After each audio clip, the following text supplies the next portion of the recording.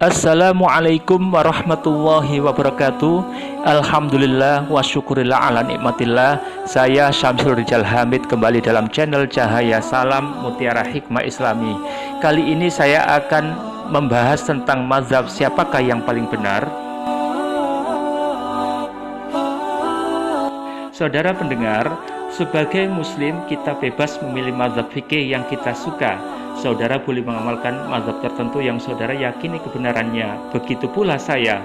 Kalau ada orang yang ingin beribadah sesuai dengan mazhab Hanafi atau Maliki, silakan. Saudara juga tidak dilarang mengamalkan mazhab Syafi'i atau Hambali. Jadi, jangan mengagungkan mazhab tertentu lalu mengolok-ngolok mazhab yang dianut orang lain.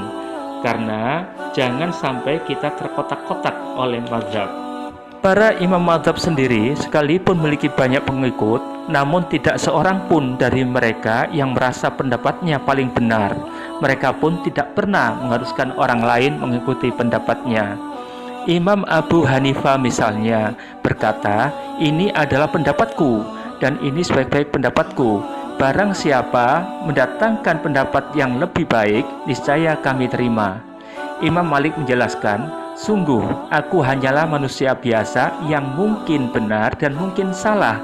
Karena itu, konfirmasikanlah pendapatku dengan Al-Quran dan As-Sunnah."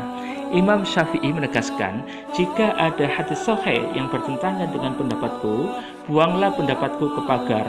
Dan jika engkau melihat alasan yang kuat, maka itulah pendapatku." Imam Ahmad berkata, "Janganlah kamu bertaklid kepadaku, jangan bertaklid pada Imam Malik, tetapi ambillah dari mana mereka mengambil." Beliau juga menyatakan, di antara tanda minimnya pengetahuan seseorang adalah ia bertaklid kepada orang lain dalam urusan agamanya. Jika para imam besar yang begitu luas ilmunya tidak memaksakan pendapatnya, mengapa kita yang awam berani memastikan bahwa mazhab tertentu yang benar, lalu memaksa orang lain mengikutinya? Untuk itu, dalam menanggapi perbedaan mazhab fikih ini, kita harus bersikap dewasa. Maksudnya adalah, pertama, biarkanlah orang lain mengikuti mazhab tertentu, sekalipun berbeda dengan kita. Bukankah setiap orang bebas memilih mazhab yang disukainya? Kedua, hormatilah pilihan orang lain sebagaimana pilihan kita ingin dihormati. Cuma orang yang kekanak-kanakan yang hanya ingin selalu dihormati tanpa mau menghormati orang lain. Ketiga, jangan merasa diri kita paling pintar dan paling benar. Ingat, ilmu kita belum seberapa, dan siapa tahu ternyata kita yang salah. Fakta menunjukkan memang orang-orang awamlah yang biasanya merasa paling pintar dan paling benar.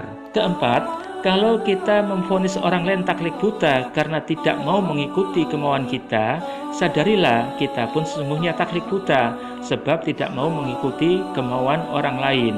Agar kita bisa menerima perbedaan yang ada, maka pelajarilah fikih berbagai mazhab. Ada beberapa sikap positif dari belajar perbandingan mazhab, antara lain, 1. Dengan pelajari perbandingan mazhab, insya Allah kita tidak seperti katak dalam tempurung, yakni merasa paling hebat dan paling benar. Bukankah sikap seperti itu hanya pantas dimiliki anak-anak? Kedua, dengan belajar perbandingan mazhab, insya Allah kita mampu memahami dan bisa menerima perbedaan yang ada.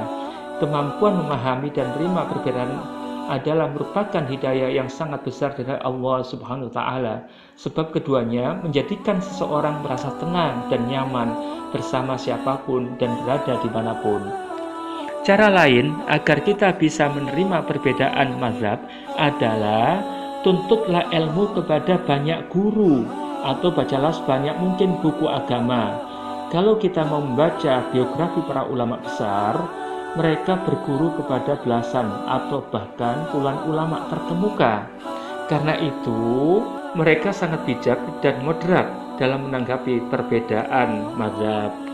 Saudara pendengar, kesimpulannya adalah tidak ada gunanya kita memperdebatkan mazhab siapakah yang benar.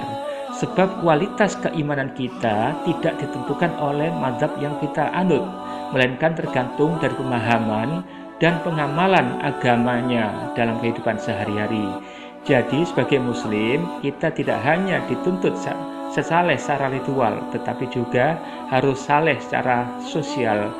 Antara lain adalah kita bisa bergaul dan merangkul orang-orang dari golongan manapun dan di manapun. Demikianlah uraian dari saya. Terima kasih atas perhatiannya. Kurang lebihnya saya mohon maaf. Billahi taufik wal hidayah. Wassalamualaikum warahmatullahi wabarakatuh.